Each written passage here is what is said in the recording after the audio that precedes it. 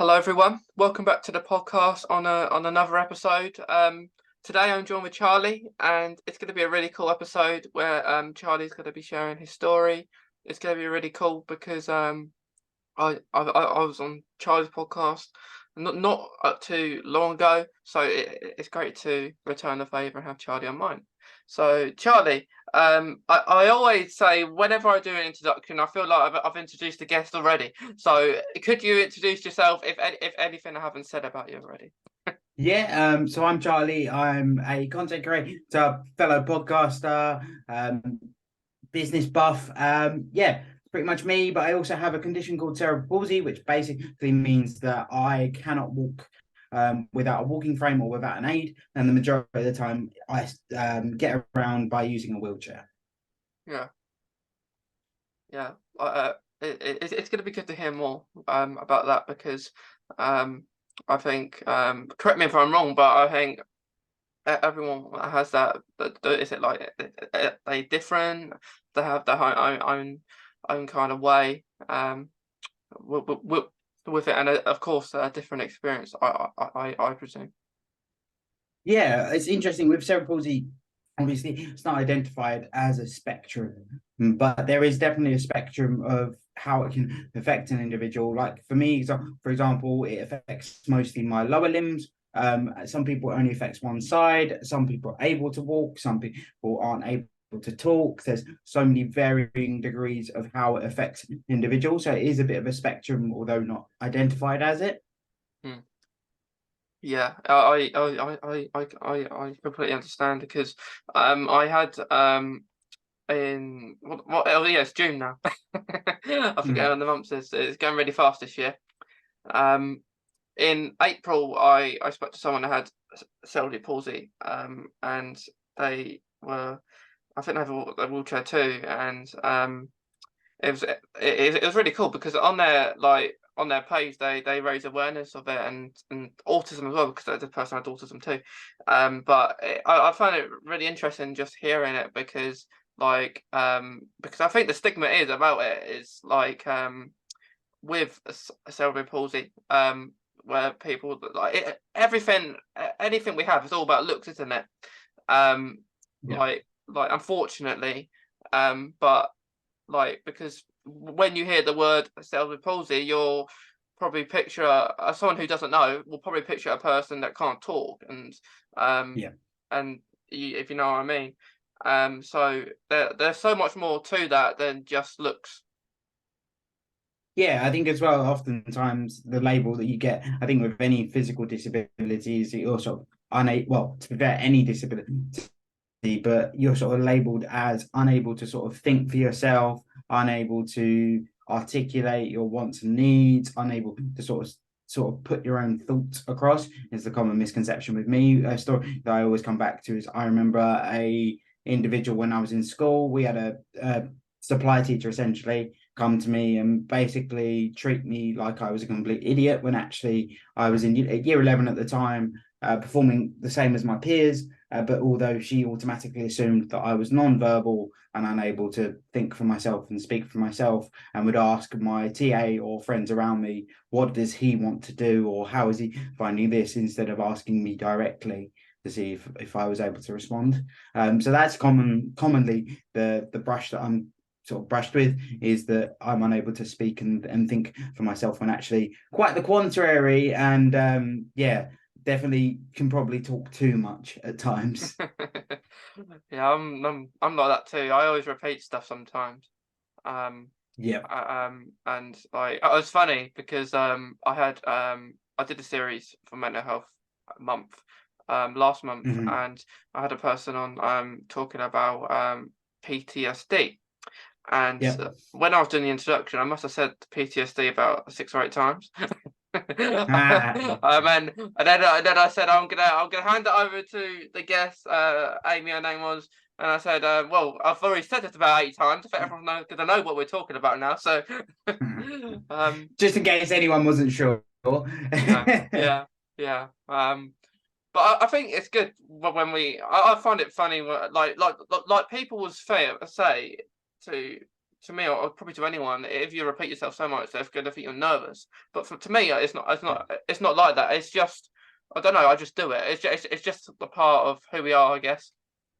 Yeah, I mean it's part of who we are, and people have their different quirks. Like I've got friends that say certain phrases all the time. Like one of my friends says, "and things like this" all the time. So like he'll be describing something and it's got nothing to do with it, but like and things like this, and it's like okay, but it's just a phrase that they always say, and everyone's got them. Another one I've got is I've got another friend that says "and that" a lot. So in their sentences, when they pause, they'll say "and that." And that, and that, and that. It's just something that they do. So everyone has one. I can't think of what mine is because I suppose if it's you, you can't pick it out because you just do it and it Yeah, feels natural and normal to you. So yeah.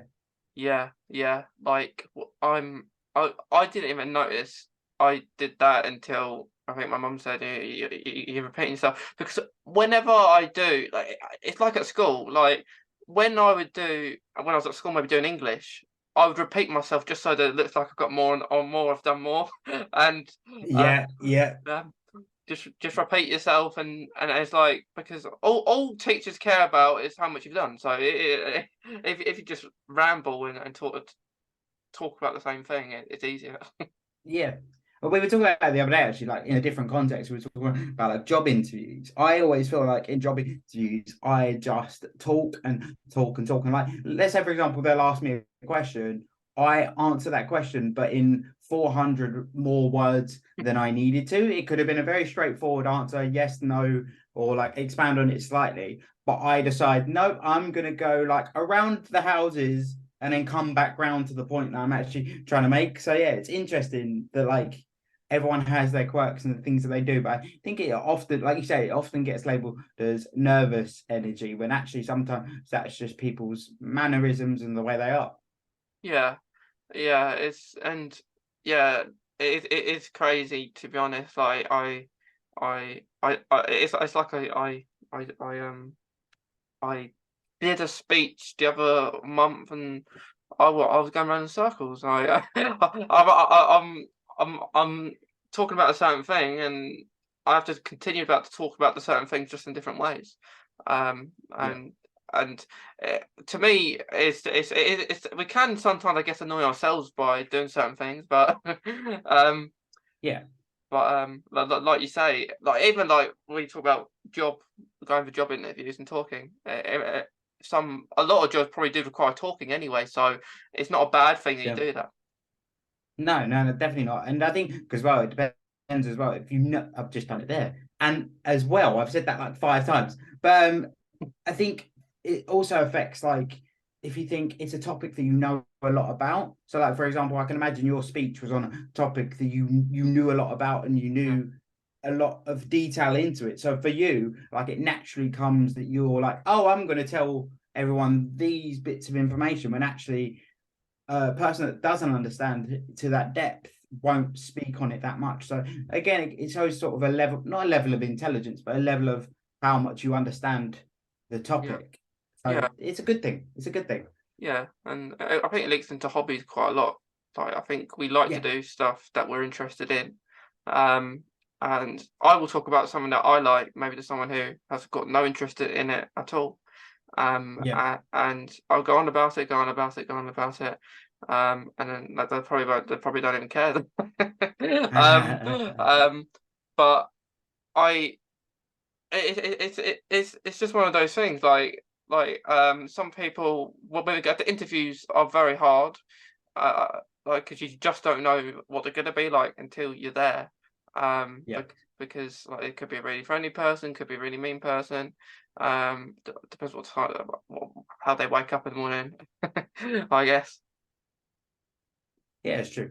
It's very true. Like you never know what you're going to get on the day to day, and it's also comes into that nervous energy of you trying to work out what that other individual's like, what makes them tick, what makes them smile. Because at the end of the day, like most of the time, when we talk to individuals, we're trying to sort of gauge their reactions and see what they think on certain topics. So yeah, it's very true, very true. Yeah, yeah. But yeah, with so. is cerebral palsy are you born with that then? Maybe just talk a bit more about that. So my story's a little bit different to the average Joe with cerebral palsy, if there is such a thing. So for me, I was 10 weeks early, and because of that, I didn't have enough white blood cells to fight off infections. I got sent home too early, caught a throat infection, and because of that throat infection, I stopped breathing, and because of lack of air to the brain, it caused what we now know to be cerebral palsy. So basically, there's a small part of my brain that's shut off, that doesn't work because of lack of oxygen to that area. So yeah, it's a bit of a weird way, but a lot of people are born with it, where there's complications that happen in the womb, often to do with lack of oxygen. But for me, it actually happened outside. So Yeah, it's good, and in a way, it's good. It's a little bit different to like everyone else, maybe. Because yeah, yeah. it gives me a cool story to tell. I've also got which people find really weird. I've got a tattoo on my arm of the day that I stopped breathing. So I often start it with, "Oh, this is the day that I died," and people go, "Wait, what?" And I'm like, "Yeah, no, this is the day I died." So it's a conversation starter, if anything. Yeah, yeah, it's you just show it, and then they'll be like, "What were you talking about?" Yeah, and basically it gets me in the room. It's a conversation that everyone can get involved in, and yeah, everyone finds it a bit weird, but for me, it's just that reminder of like that's a big change that happened in my life, obviously so early on. But it comes into that question. I don't know whether you're going to ask it later, but often we get asked as people with disabilities, would you hand your disability back? And my answer to that question is always no, because of the opportunities and the perspective it's given me compared to your average able-bodied person that's 24 years of age. I'm a lot different. Yeah, yeah, it's good though. It's good to be different, and Yeah, yeah, definitely. yeah. Because I always say we don't, whatever disability we have, um, and we are all different in our own way. Yeah, Like it may just come down to things we like. It may come down to what we have. But it's we all like we all feel probably a bit sad when we find out what truly these things that we have are. Um, and then we find ways to deal with it. yeah, Um, like if you can do certain things, it's good. But I always say everything will take time. Like you're not going to learn stuff really quickly all the time. It'll be like you say, everyone's different, and that's great. yeah. I mean, it'd be a boring world if we were all the same. Yeah, yeah, we know what we're going to talk about. We'd all know what we're going to say next. Exactly. So what's the point in that? Then podcasts are not a thing, and that we don't want that to happen. No, no. It's podcasts are great. They're just they're a good way to, if you're having a bad day, even you talk to a stranger, even like Yeah, who never yeah. don't know you. I always think of it like it's like a weird version of speed dating with just random people. So like we were talking about this the other day. Like when we were talking about podcasting, how many times a day do you sit and interrogate someone on their life? Yeah, You never do it. It's always like, oh, what you having for dinner? What are you doing later? It never. It's like, so what happened? Like, how did you become the person you are today? No one starts a question. No one opens that question in general public. So yeah, it's like speed dating. yeah. Because I imagine with our friends and like we're not gonna talk about this like all the time to them because Yeah, yeah, they might know about it. You just don't want to talk about it all the time to them. But like yeah, to a person that you've never spoken to before, it's great because they don't like they're from some people from different countries you can have on, which can be annoying sometimes with the time zones, but yeah. um, Tell me about it. um, I've I've had people on my podcast that are like from America, from Australia, from Sweden, Belgium, New Zealand, and it's crazy, because like especially like over here we have an NHS system, and Yeah. that, like, if you're talking about medication over in different countries, that they'll be like, we have to pay for our medication, and we don't go to sleep and we go to sleep having a procedure, and then like, well, when they're talking about that, and I'm thinking, wait, what? Like over here, we don't do that. We're awake for a procedure, Yeah. maybe like you're getting diagnosed or something. But it's very interesting, like talking to different people all the time. Definitely, as you say, like it's that whole thing, completely different perspective. Oftentimes, so when you talk about the healthcare system, they don't have those systems in place, or they have a very different version of it. Yeah, it's really interesting. But like I say, the time zones can mess you up. I did a podcast with a guy from Australia, and it felt so strange doing a podcast at 10 p.m. on a Friday night. It felt very weird. Yeah, it is. Yeah. You have to be careful though, to talk if you're having someone from Australia. Don't talk about New Zealand. Yeah, um, yeah, they don't like that. no, because I had a meeting. I was part of this panel in April.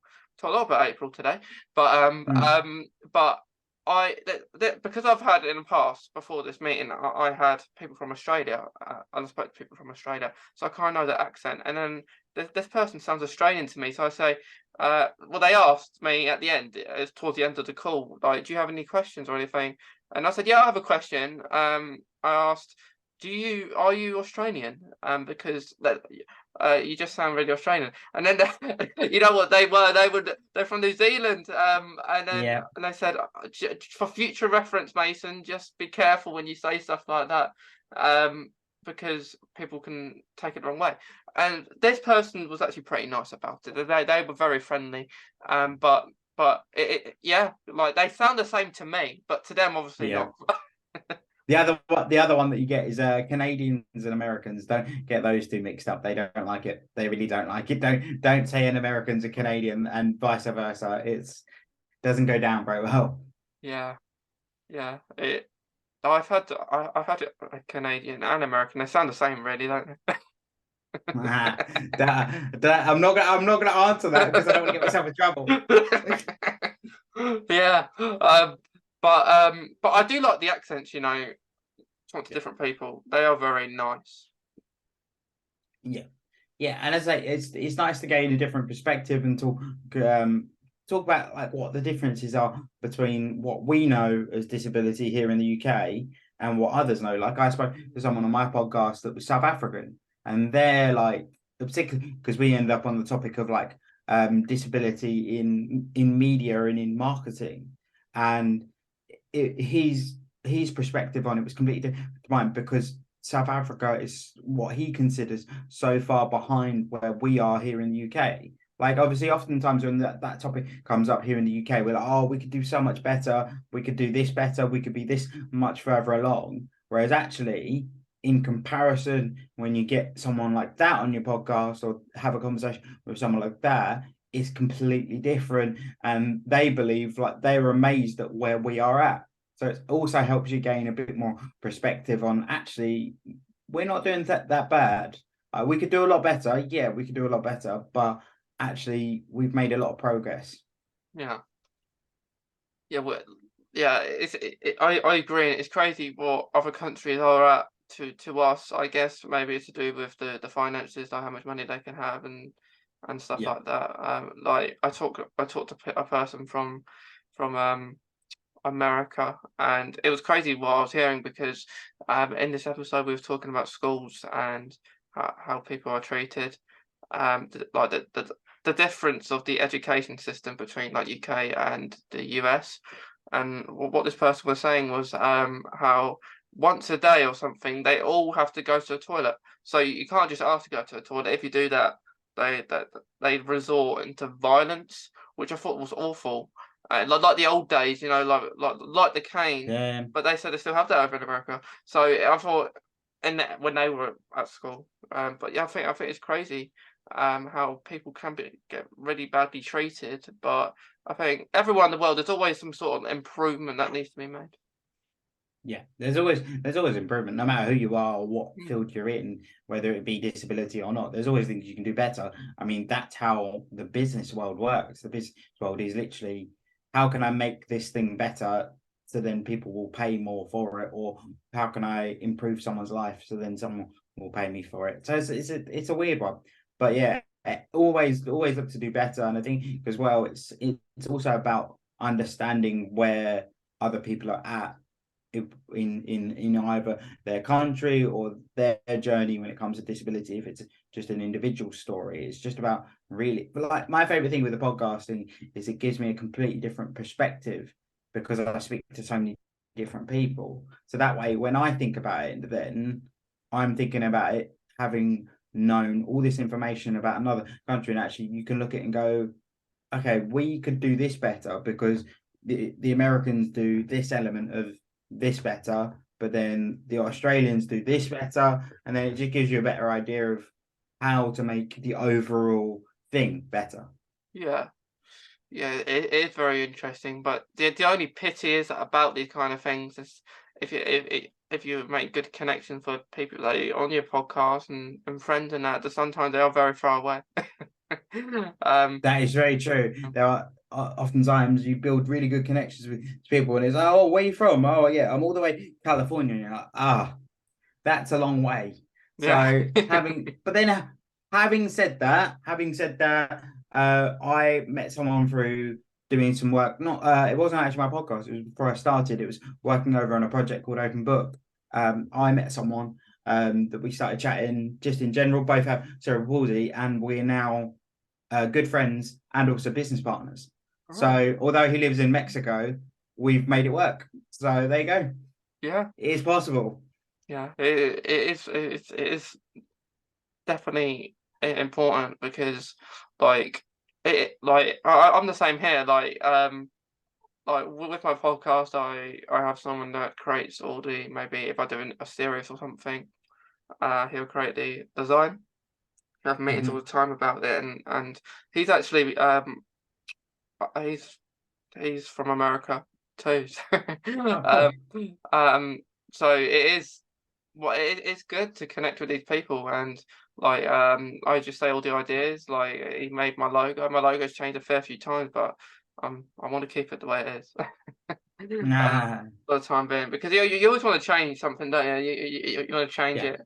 Um, But as we were saying, it's always improving. That's the thing. If we all stayed the same, it'd be boring. It's that same conversation. If we were all the same, it'd be boring. It's the same if we stayed where we are. The whole thing with the whole anything that's fun is because it's progress, if that makes sense. That sounds really like new world hippie stuff. But yeah, it is progress is the fun bit. It's like whenever you listen to any like entrepreneur or business person, they always say when you get there, it's not fun. It's no, when you're doing it and trying to get there, that's the fun bit. that's right. That's right. It's always baby steps, which especially with podcasting, because it takes time. It's not. I wouldn't say it's that hard to do a podcast really. Um, it is when you've never heard of one before though. Yeah, Um, yeah, because early 2020, podcasting became the thing. And it still is the thing where people yeah. are doing it, and it's great. It's a good way to make friends. It's a good way to just ramble on and talk about anything you want. Yeah, and it's also a great way to learn as well. Like that we've said quite a lot on here already. I've met so many cool people, but also gained so much knowledge. I think amount of times I'll interview someone that's got a disability I've never even heard of, but then I come out of that meeting and go, "Oh wow, I learned quite a lot of new stuff today. That's pretty cool." Yeah, yeah. I'm the same. I had someone on here that had 17 chronic illnesses. Um, Whoa, that's yeah, that is a um that is a lot. That is a lot of chronic illnesses, 17. yeah, it is a lot. It is a lot, and I can imagine listing that off in your medical history isn't Yeah. very fun. No, because they this person. I would like to have them back on again because at some point because this person didn't share the story alone. That it was an episode I had multiple people on. But the short time this person was on, she was explaining that. So I think she named all of them, and like you learned so many of them. Like I've only got one, and that's bad enough. But 17 can really cause complications. So like maybe on one sort of medication that interferes with another. So it is. Yeah, I didn't know that was possible until I heard it. So I've learned something there. So it's like you're right. Like you just learn so much when you're interviewing people. yeah, definitely. Yeah. Um. But I don't know about you, Charlie, but I didn't think I would ever do one. Like I think the pandemic kind of helped that to actually do something and to do Yeah. that. I mean, for me, it was a bit of a weird journey. So like I started my like social media journey wanting to be I wanted to be a YouTuber. I think a lot of people joined that YouTube boom. Everyone wanted to be a YouTuber. I wanted to be a YouTuber. So that was where it all started for me. I got really into fitness and then wanted to post stuff around that fitness journey. But then at the time, obviously now I'm very aware of the community in terms of disabled creators. But at the time, I didn't really see anyone doing it, and then I suddenly thought like, oh, I want to like not just do about fitness. I want to talk about all these different lifestyle issues when it comes to disability, how I go on holiday, how I drive, all those different things. So that was when I sort of turned it more into what NQPC is now, of like a lifestyle brand. And then basically, cut a long story short, I fell out of love of YouTube because it felt like I was almost forcing the content. Like I was sitting there going, oh, what can I post about today? Because I didn't really like, it wasn't something that like came naturally to me. Whereas podcasting is sort of where I feel a little bit more at home. I love talking to people. I love interviewing people, and I love sharing that with my community that I've built, or new followers that come in, just to tell people's different stories. So like for me, I didn't see it panning out towards podcasting, but I'm so glad it did, because it's where I feel more comfortable, and definitely where I feel happiest probably is running my podcast and my social media that I do now. Yeah, it is great. It's great to see that you've come a little way to do what you're doing now because I find it can be draining sometimes um having to do it like it depends on whatever you do because you can do it anytime you want but if you're doing it all the time Yeah. it's always good to have breaks I'd say and it's very cool actually. It annoys people if you have a social media break because they'll be like, "Well, where are you going? What's going on? You haven't been on there for Yeah. ages." And then I said, "I'm having a break." Like it's actually really chilling that you don't have to worry about a notification on your phone anymore for a little bit. Yeah, yeah. I must admit, you're a better man than me. I've not taken a break in a while. Yeah, it's like we say, it's that whole thing of it can be really intense. Like I've just come back from my sister's wedding, and because of that, I spent 2 weeks in in Spain, but because of that, I had to do so much preparation before. So like it's weird. It is people underestimate the amount of work that goes into a podcast. As much as it's great fun and I love doing it, there is a lot of like planning, there's a lot of editing involved. Because also I don't know about you, Mason, but mine's so I do, well, me and my girlfriend do the whole thing. So we create all of the social media posts, we do all of the editing, I do the interviews, I look for the guests, I manage the transcriptions. Yeah, there's a lot there. So like that's the one thing I will say about podcasting is people go, oh, it'd be great to start a podcast, and I'm like, just be ready for a lot of work is the only thing I would say. But it is great fun. As much as it's work, it's also play. So as long as you enjoy it, that's the main thing. As long as it doesn't feel like work, that's the main thing. Yeah, it just sounds something like a side hobby or something. Yeah, Something that you do in your spare time. Like like the last couple of weeks, I haven't done as many as I wanted to. But I am in July. I'm gonna have a nice break. So I'm going away for I'm gonna go away to Cardiff and Wales for a little holiday Nice. start of July, and that links in with my hobby. So I love Doctor Who. So and I recently actually met David Tennant and as well. So, but my hobby is going based in Cardiff and Swansea. Doctor Who locations are all over the place. Yeah. Um, so I went last year to Cardiff, but I didn't go to Swansea. So I'm camping in the middle, so I can go. I'm quite in the middle, so I can go to both. Nice. And Nice. the thing is, even though I take people that maybe are not as Doctor Who mad as me, but it's not like it is Doctor Who to them because it's just going to different good sightful locations. So like you've got maybe a beach, a castle. Yeah. So yeah, that is something I'm gonna be having a little break. Nice. Which is it's good to start off the summer. Really. But yeah, so with my show, I'll do these odd occasional episodes if I'm not doing a series. Because what I used to do was I used to do series 1, 2, 3, 4, 5. And then I thought I'll just do series about certain things. So pick something I want to talk about. Yeah. So I last did a mental health series called Mental Health Awakening 2 because I did one last year and I just put a 2 on you. So I do these different things about stuff I like. And like I will do a Doctor Who series because I'm interested in it. I have people on who like it. Because the thing about my podcast, I love talking about hobbies. So I always ask people what they're interested in.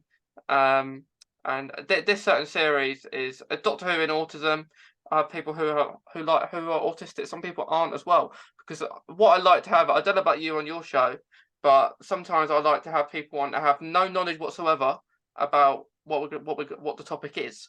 So if you have people who have no knowledge and they actually want to learn about it, you educate them, and they'll actually take something from away from it and learn something. I like That's doing that. really interesting. Yeah, I That's really have. cool. Yeah, so you might have a friend or someone that likes. So say like Doctor Who, for example. Everyone in the world probably knows what Doctor Who is. Um, Yeah. um, I'm surprised if people don't, but Mm. but so in this example, talking about autism, not everyone may know about it or what it is. Like there may be a stigma that people don't talk, maybe Yeah. Yeah. non-verbal. That is the stigma around that. And yeah, like people can talk. Um, I was supposed to have epilepsy and I didn't. But well, early on when I was younger. Mhm. But I still don't like flashing lights. You know, I just don't like them. Nah. Um, I'll go into the pier. I actually thought it was crazy. Like a pier near where I live, they changed it all, so all the arcade is in the pier Mm. now, and you have half a dozen flashing lights going on and off, and like Mm. there was no like a warning for if people were epileptic or lights were a trigger for them. There was Yeah. nothing there, and I thought I if I ever do a post or social media, I always put a flash warning for it, just so Yeah. it warns people. Um, but yeah, yeah, that's just a little bit about what I do because I thought it's more fun doing it that way, you know, like doing a series about a certain thing sometimes. Yeah. So it's better to do about something you're interested in. Makes life a lot easier. Yeah, yeah. But these are certain things that like I like are fun. So it like you could even do one about holiday. I don't know, like a holiday you've been on. Yeah. Have they been accepting of you? So a lot of the time we find we have to push with these things. Um, because if we don't, the thing is, if we don't push, we don't get anywhere. Do No. we? No. It is very much a consistency game and keep throwing stuff at the wall and hoping something sticks. Yeah, yeah. That is right. Um, like it's like just going to these things and going on holiday and like I think when I was on your podcast, we spoke about like the use of the toilet and people staring at us and like doing those kind of things. So there's always going to be a stigma around something in the world, Yeah. which isn't, it's not nice, but No. we just, I think we learn to not care about what people think of Yeah. us as life goes on. Yeah, and also you can only change the scenario so much. Like I know it's like a collective movement to improve it, but then there is an element of like I'm only one person. I can only do so much, and also it can be quite draining on an individual. It can be quite hard on an individual to constantly have to advocate for themselves, and that's where the argument comes in of why should I always have to talk about my disability? Whereas I'm very comfortable talking about mine, but that's where the argument comes from. Is it can be exhausting, constantly battling to try and live a quote unquote normal life because society doesn't allow you to and doesn't have the system in place to let you do that. No, and lot has it can be really hard, you know. Just getting stared at, even if it's a normal thing to stare, but just staring like an evil glare, you know, just Yeah, if they aren't friendly. a little smile goes a long way. Yeah, it does, and so with does like with your cerebral palsy, does that wheelchair come into play early on, or is that like a straight away thing where you struggle to walk as soon as you got it? So the dead giveaway for a lot of people with cerebral palsy growing up, if they get it early in life, is basically we don't hit our milestones the way we should do. So things like sitting up are the challenges for us, rolling over. So that's sort of the quote unquote red flags to say that this something's not quite right, something's a little bit different. So that's the sort of beginning of it, is us not being able to sort of sit up ourselves, support ourselves. Maybe we're a bit delayed in crawling. So it's about being just a general delay in hitting your milestone. And so then obviously it's highlighted then by the difficulty when it comes to sort of walking age and learning to walk. We can't really get our heads around that whole element, or that's how my cerebral palsy presents. Obviously there's a very different spectrum that can happen, but for me it was literally just that I didn't hit my milestones, and eventually my mum realized, oh wait, he's not actually walking. But then the other thing as well is like they knew it was sort of on the cards when I was born because of the difficulties, but kind of just had to see how I developed and how it sort of affected me. And then over time, they sort of noticed that there was a difference. And then they sent me in for sort of testing to see what was going on. And yeah, that was when I was diagnosed with cerebral palsy. I think I might be wrong, but I think it was around 18 months to 2 years old that I was before they diagnosed. I had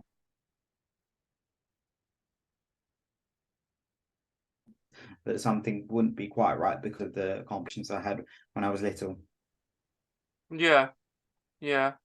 It, yeah. Do you find with like your with being in a wheelchair, do you find like sometimes that like you know we're within, do you think it's harder to like you've just been on holiday, so how was that like for you? Like Um, yeah. I think it's that whole thing of the more you do it, the more you sort of know what to look out for. Obviously now, I mean, I was very fortunate when I was younger. I did quite a lot of traveling with my parents and got a lot of opportunities there. So sort of I very early on learned how to sort of overcome certain barriers. But it's all, to be honest, with traveling and cerebral palsy, for me, it's all about just doing your research. As long as you do your research into where you're going, what the facilities are there, what you're going to be looking out for, and then you're in the best position to be in an environment that's going to be accessible to you. Obviously, particularly traveling to different countries, there's always going to be maybe the language barrier and everything else. So it's always not guaranteed to be perfect, but you're setting yourself up to be in the best position to, but it's just been something that I've learned over time. So obviously when I grew up, mum and dad being thrown into the environment of having a disabled son, they had to learn, and I can imagine there was a lot of like figuring stuff out and things that went wrong and things that went right.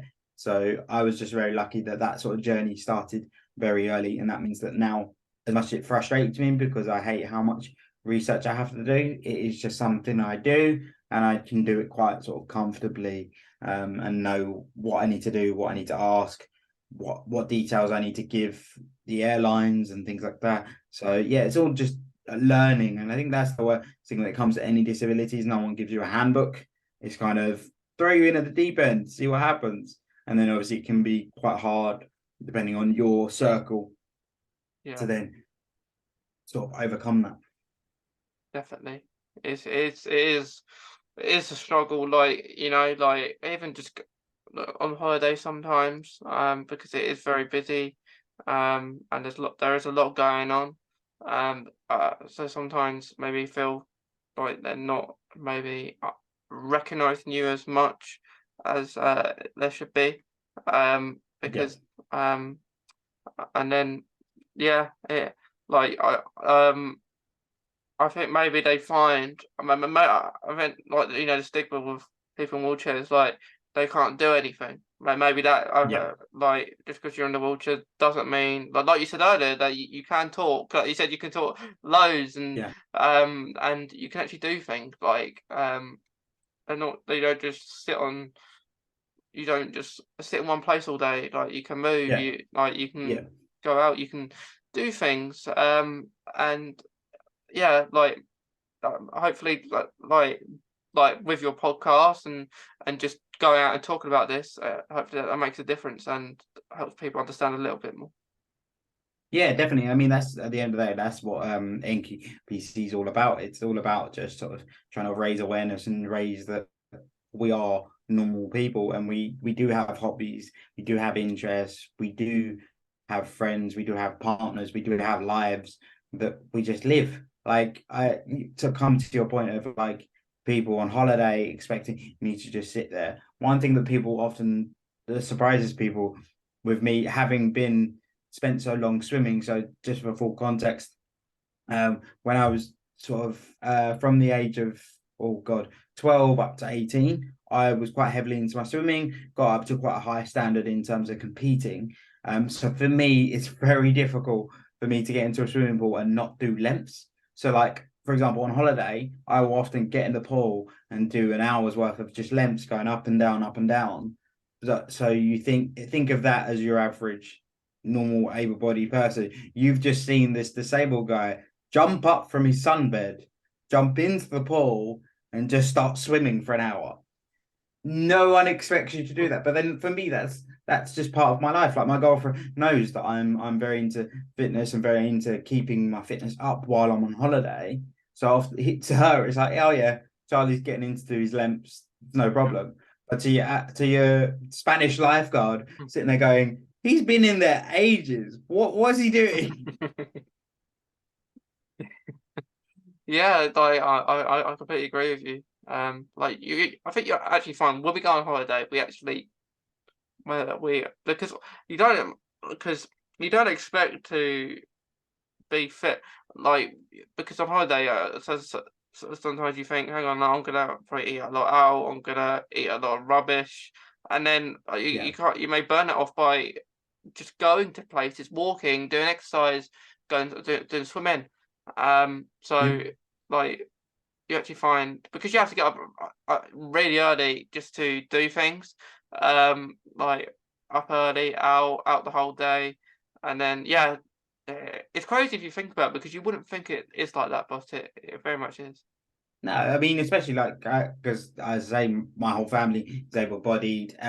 Oftentimes, like, they'll be going, "Oh, like my Fitbit says I've done like 40,000 steps today," and it's those little things, like you say, that like for you guys, for those who do walk, It's those things of like you are normally you go away exploring, you visit somewhere new, you walk here, go here, you get in the pool, you jump around for a bit, throw a ball around maybe, and all of those things involve activity. So oftentimes people underestimate how much they actually do on holiday, and I think that also feeds into oftentimes you hear people come back from holiday and they're like, "Oh, I'm really tired. Like I've come back from holiday, I'm meant to be relaxed, I'm meant to be refreshed," but then I'm like, "Well, you were like." Going out partying to early hours of the morning, throwing a ball around in the swimming pool, going walking here, walking there, running around doing this, that, the other, playing football. So of course you're going to be tired. Yeah, yeah. Like it's crazy. Like I don't like to be tired at night because I like to stay up quite late. But when you're on holiday, it's up and out. Yeah. Like well, when I'm at the tent the other week, that day I got up about 7 o'clock in the morning because I was determined I've got to be at this place before it opens. And then I was, but I had because my disability, I was allowed to. I was treated like a VIP. Let's just say. That's always handy. Yeah, yeah. And then there was actually a funny conversation once. A doorman was at the VIP area door, and they said, "This is only for VIPs only." And then the only thing I went through this door because I came out a bit earlier, and they said, "Well, I've been treated like a VIP all day. I've been in and out all day." Uh, and then they did let me through in the end. But it's quite funny because people were queuing up all day, and I'm in and out. I'm in and out. I'm done. So There's got to be some perks. yeah, yeah, they are the best things about like being disabled and that because like we queue jump, we were able to queue jump a lot. Yeah. Um, and it's good that we could do that. Because like there are able-bodied people, or not disabled people, but people maybe are not disabled that do those perks as well. Like they use a disabled Yeah. toilet, accessible toilet when they should be using that. So there's always things that we can take advantage of.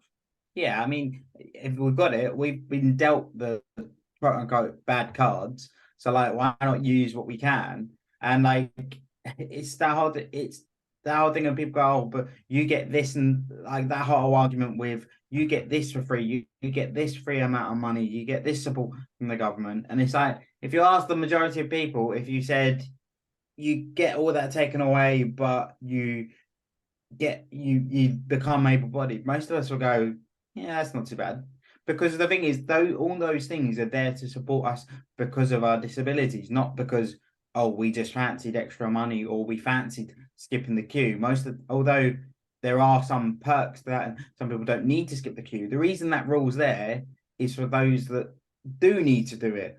Yeah. So it's just a stupid argument that people make of like, oh, but like you get all this for free and you get this and you get treated like a VIP, and it's like, yeah, but I also can't walk and stop breathing at 4 weeks old. So I don't know.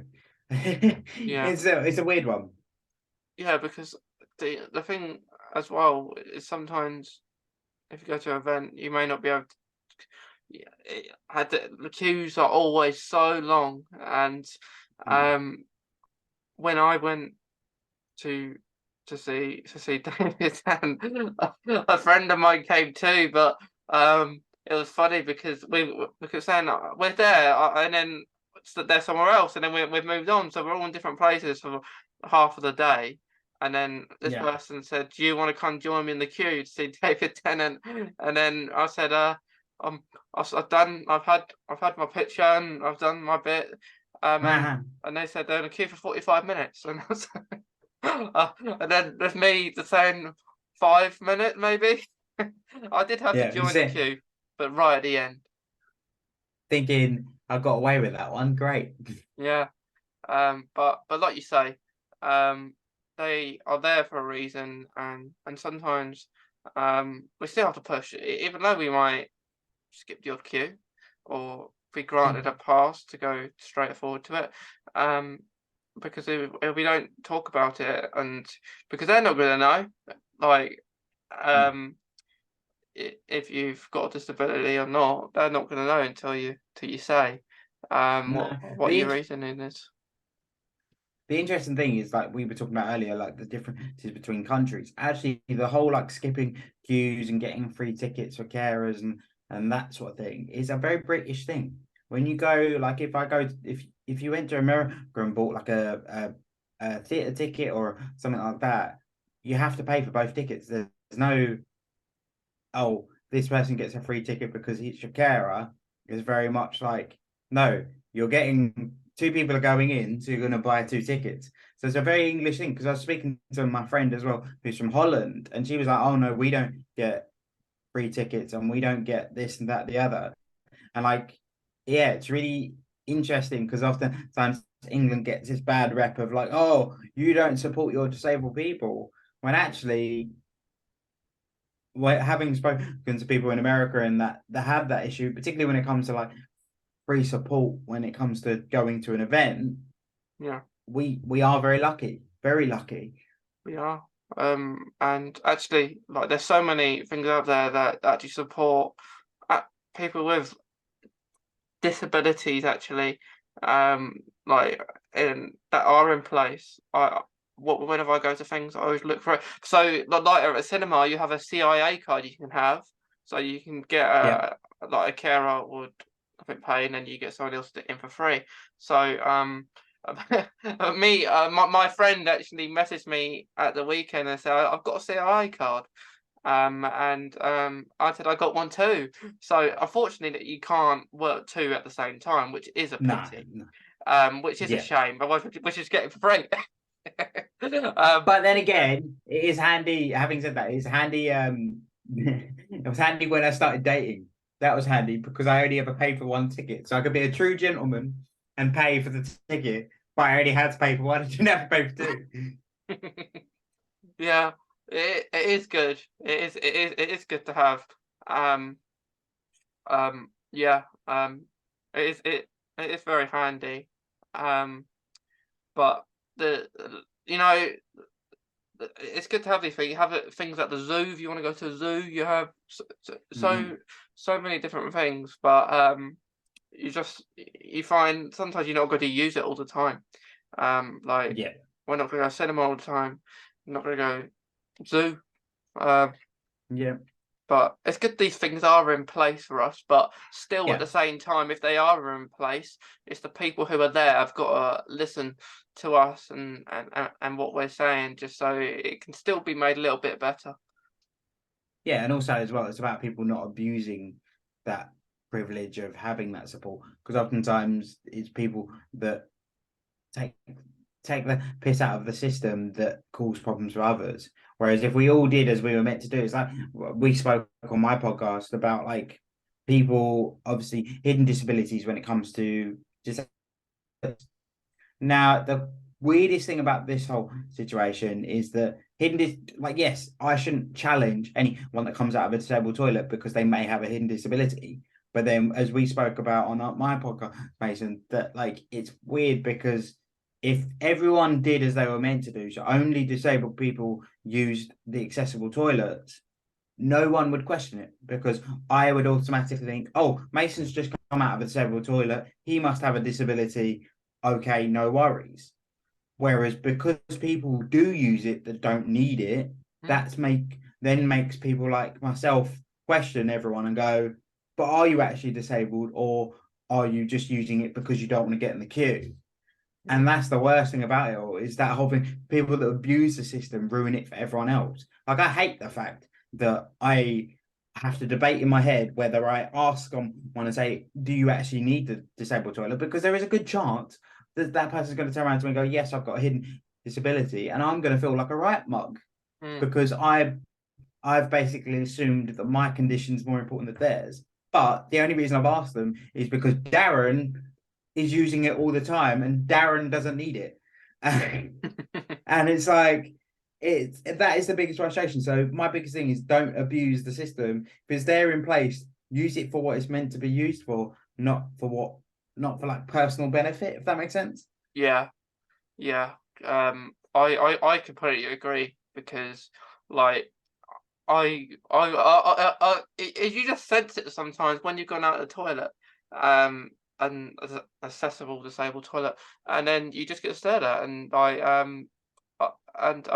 said that on your podcast as well, like Yeah. about the scenario that happened, but yeah, it is annoying, but like you say, you're not gonna know, like I remember when I was at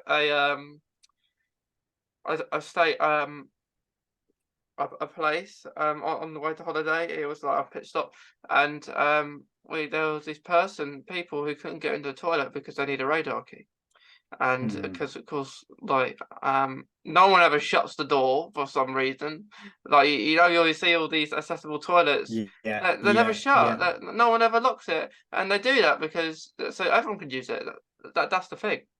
They Um, do it because they can't be asked to keep coming back mm, with the key. So like what should happen is someone has a key. Like for example, for those that don't have keys, then you can find someone's got one. But what it is because that person can't be bothered to keep coming back and opening the door. So he's I'll just leave it open because then everyone can use it. But then that also defeats the problem because then everyone can use it, not the person that actually needs it.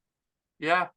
Yeah, it's very annoying that people do it, and then I'm here at the other toilet, um, holding it, just holding it so make sure no one goes in, because when I'm in the toilet, I do not like when people are saying I need a toilet from the outside, like then they're trying to get in it, knowing it's Yeah. locked, but and then you got this, Yeah, yeah, that stuff really annoys me. You know that like yeah, so you realize the door's locked, but you yeah, keep trying. Like you haven't seen me come out, but you're gonna keep trying. yeah, um. And that scenario at London where the spoons and like a person, it wasn't a person on the wheelchair, but still that they needed to use the toilet, but still the person in the toilet is on the toilet, so you have to wait your turn. But Yeah, I do understand that sometimes you can't help it if you need the toilet for some certain conditions, um but sometimes like you've just gotta try and hold it in, and as much as it is hard, yeah. um, Yeah, I mean as well, like you can't there's a certain limit of how much people can cater to someone. You couldn't say, oh, each place has to have 12 disabled toilets because it's just not feasible. It just mm, doesn't work. And that like I say, that's the whole thing is as much as um it's it might be that some people's conditions mean that they can't hold it for as long. That doesn't negate the fact that I have every right to use the disabled toilet and it takes so for example like it might take me longer to go to the toilet because I've got to get out of my wheelchair, get back in my wheelchair, wash my hands, do all that. So like everyone has their own difficulties. So mm, that person's might be I can't hold it very long. Mine might be I can hold it for a while, but it takes me ages to get to the toilet. mm, So it's you got to have some respect for yeah, other people's conditions and how they affect them. So yeah, that's always a weird one. It's like, oh, but it's like I hate getting stuck in that whole disability top trumps scenario. So my yeah, disability is worse than yours because I have this problem. It's like, oh that's God, right. Yeah. none of us want to actually be disabled. So No. why are we having this conversation? Yeah, it's so annoying, and I remember getting out of that toilet at the time. I think my mum was having a conversation with the it was a while ago, but um with the men saying my son's disabled, and then I think they look bad. They look bad Yeah. afterwards because they're moaning about it. Which But it's like I had someone so say similar scenario of someone like we just said of keep knocking on the door. So that this bloke is knocking on the door. Like it turned out that he didn't actually need it. He was just an older gentleman that had had too much to drink, so he uh, could have very easily gone up the stairs. Anyway, so I'm in the toilet. It's classic scenario of you're in the toilet. You've noticed someone's knocking on the door. You're like, okay, I'll hurry. I'll try and hurry up. And next thing you know, my rucksack's come off the back of my wheelchair and everything's gone everywhere. And I'm like, great, fantastic, just what I needed. And anyway, so this guy knocking on the door, knocking on the door. He must have knocked about 17 times, but to the point where I've had to text my girlfriend and go, "Can you come to the door and just tell the bloke that I'm actually disabled and that I will be out, but please stop knocking on the door." And anyway, so she's done that. So I've texted her. She's done that. That's fine. But then I've got out the door, and it just happened that the basically I was in a web stream similar to your story, and I was at a festival, and I've got out of the toilet, and this bloke standing there, fully able-bodied, from what I can see, no official need to go to the toilet, because after the fact of me making him feel really guilty, he ended up going up the stairs anyway. So I've got out, and he's gone, "Oh, I thought you were one of these pop people." And by pop people, he meant someone that's going to the festival. And I'm like, yeah, I am going to the festival, but I am also a wheelchair user. So I have every right to use the toilet. But I'm also one of these young people that you seem to think don't have any right to be disabled. It was like, oh, it was the most stupid scenario. But it's things like that. It's people not being considerate and thinking, it's like we said, if everyone did as they were supposed to do, no one would question anything. And that's the worst thing. If people didn't abuse the system, then it'd be fine. No one would question it. So Mason comes out the disabled toilet. I go, Mason must have a condition of some sort. Absolutely fine. No worries. I'll wait my turn.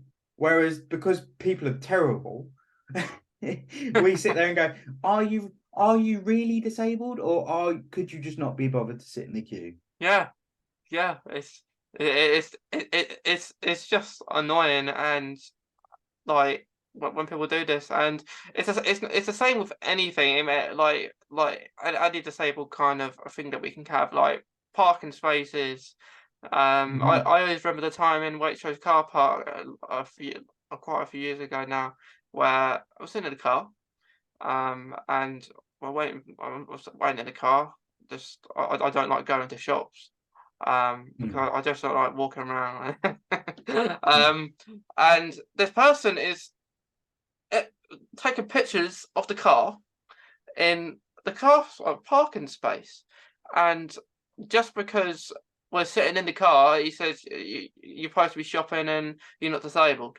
And then I didn't get out and do anything. I let him do, because he can't do anything because we're in the parking space and I'm disabled, so that this is the reason.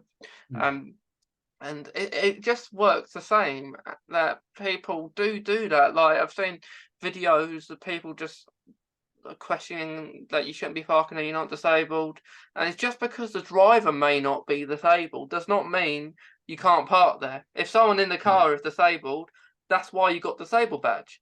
I always say I always joke around saying, well, we wouldn't get this if it weren't for me. If I weren't disabled, we wouldn't be going out of parking space.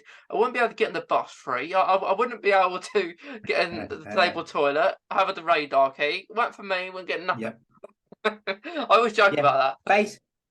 Basically, we're just a bunch of freebies for them. Basically, that's what it is. But like, coming to your point of like the parking spaces thing, I get it all the time, and oftentimes I get it as well, because I am a disabled driver. So I do have a car and I do drive and I do have hand controls.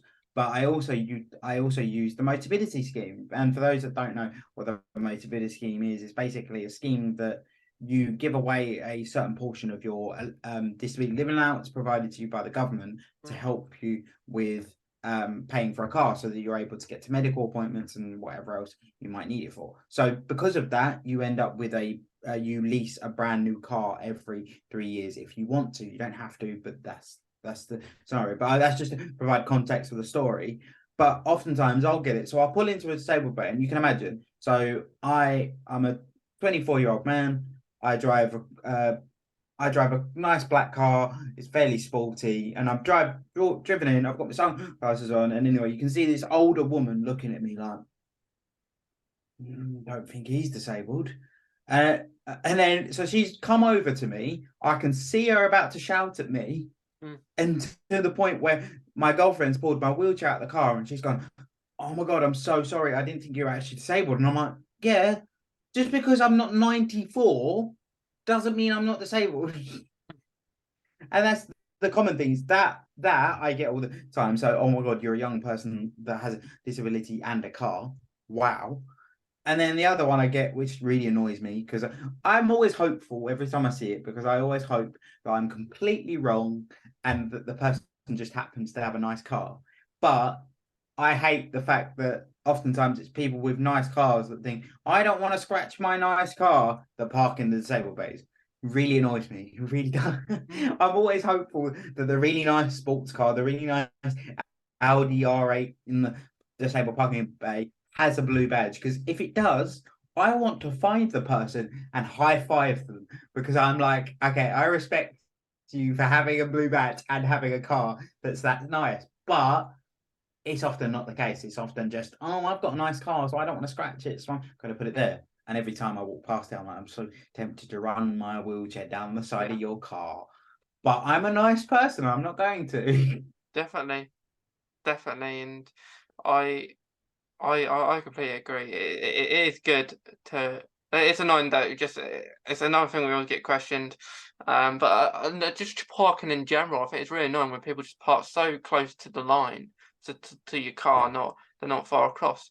And also another thing in parking in general, I do think like you have the older people who drive, and you find that sometimes they can like I think that there's a testing that you can have to test your car again when you do get older, but sometimes, on the road, it can be really dangerous. Like, sometimes they go really slow, and like swerving and that. But yeah, I think things in general in parking world, do need to be improved. But like for me, I did start my lessons. Like, I would have been past by now, it weren't pandemic.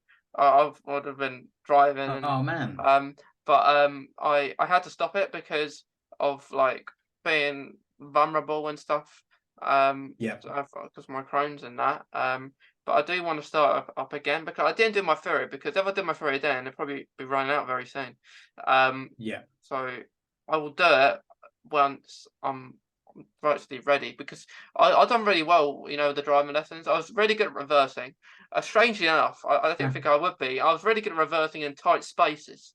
And then That's one of the hardest bits. I was really good at it. And then I was with my driving instructor. He said, "Oh, you're like," I said, "I want to do reversing today. I'm doing really good at it." And then but yeah, I do want to start up again. But I tend to always be busy. And what I want to do is get a long period, a long slot, so like a day's worth of time in the car, rather than doing lessons like every 2 weeks or something. Because I do that, I think Yeah. more time would be spent just getting ready to do that. But I will want to do my theory because I do want to drive. No, I must admit, everyone asks me like, "Oh, it's amazing that you're in a wheelchair and you drive," but it's one of the best decisions I ever made. Obviously, I did have the support of the Motability scheme and everything else, but it's given me so much freedom. Because obviously, as we spoke about on my podcast as well, public transport, although getting better, isn't great for wheelchair users. So it's given me so much freedom of, oh, I can just drive to this place. I can just take myself here. I don't need to rely on other people. So yeah, definitely would recommend anyone that's able to learn to drive and wants to, definitely recommend it. Yeah, because I have my own number plate on my parents' car for when I get my car. And it is quite Oh, funny. cool. Well, I'll tell you one thing. I won't be going to Norwich in it, because it's an Ipswich reference number plate. That was personally made for me, I think, a few years ago. And then I've got a number plate ready for the car when I get my own. But yeah, Awesome. but yeah, I do. I always like it. But yeah, like you say, it's just something you don't have to rely on people to take you places. Yeah, definitely, and it gives you some freedom. Only problem is, if you're the first at your friends to learn to drive, you're everyone's bloody cabbie. So just a heads up on that one. Yeah. That is the thing, isn't it? Mm-hmm. Definitely, definitely. And as well, often for me, because obviously being a wheelchair user, I have a slightly bigger car. Everyone's like, "Oh, you can pick all four of us up," and I'm like, "No, no, that's." I normally bribe them, and I'm like, "It's going to cost you a McDonald's. Yeah. I will take you, but it will cost you a McDonald's, and I'm not paying for it. You can pay for it." Yeah, that is it. Like you drive them and then they pay for the dinner. Yeah, exactly. I think that's a fair deal, if you ask me. Yeah, it definitely is fair. I think so. Um, but Charlie, last like few things before we go. I always ask Yep. every guest that comes on my podcast if you have any advice that you want to say to other people. First, if you want to like share any last things that you want to say, and just share where people can find you as well. Yeah. But in terms of advice, do you mean disability and disability related, or just life in general? Um, disability related, please. Yeah, no worries. So my advice for anyone that's got a disability, is it's harder than people think, and I know it's a big thing to ask, but I think the more time you can spend getting to a point where you can accept your disability as much as you can, obviously it's all dependent on an individual's journey and where they're at, the better you're going to find your mental space and how you feel about yourself and the way that the opportunities that come your way. Because I'm a big believer of, if you can get yourself to a positive mindset, positive things will happen for you. So the more you can get yourself to a position where you accept your disability, like I'm not saying, oh my God, I love my disability, I never have bad days. Like I still have bad days, and I still have days where I'm like, oh, this really sucks. I really don't want this anymore. But if you can get yourself to a point where you can have less of those days and you feel a little bit more confident in yourself and in your abilities, then you're going to be in a better position. So my advice would literally just be, spend some time sort of really trying to get yourself to a point where you're like, actually, like, okay, the way I always think of it is, I've been dealt these cards, I can't change them, so I'm going to do what I can with them. Yes, it sucks, but again, I was just think, can't change them, so got to do what we can do. So yeah, that's my advice. Because then also I've been on that journey myself, and I only really noticed it the last sort of 2-3 years. So it's just been that realization of, I wonder why I've been in a good space for so long, and it's literally just because I've got myself to a point that I'm comfortable with my disability. But then that being said, it is a big thing of depending on where you are in your journey. If you've just been injured and become disabled, that is a very different journey, and it's a journey that I can't comment on. But for those of you that maybe have had your conditions a little bit longer, that would be my advice. Thank you, Charlie. No Because worries. yeah, I completely agree with you saying as well. But to anyone who's listening, watching today, I hope you enjoyed today's episode, with Charlie. Because and go I go. just completely forgot. I didn't actually tell people where to find me. My Oh, bad. oh, What oh bad yeah, little what bad content creator I am. What yeah. So basically, if you search NQPC anywhere, I'm on most platforms. I'm on Instagram, TikTok, run my podcast off of all major podcast platforms. I have Twitter. Yeah, Google NQPC, and I'm everywhere. If not, Google my name, which is Charlie Randall, and I will come up pretty much everywhere you can find me. So yeah, thanks guys. Thanks, Charlie. And yeah, everyone go and follow Charlie on his podcast, on social media and everything. And yeah, because his podcast is great as well. So yeah, so anyone listening, watching, we hope you've enjoyed it today. And we hope you have a nice rest of your day wherever you are. If you're in Australia, America, Canada, New Zealand, anywhere. We hope you enjoy it, if it's whatever time of day it is as well. So thank you, Charlie, thank you everyone, and we'll see you in the next episode. No worries. Thank you for having me, Mace.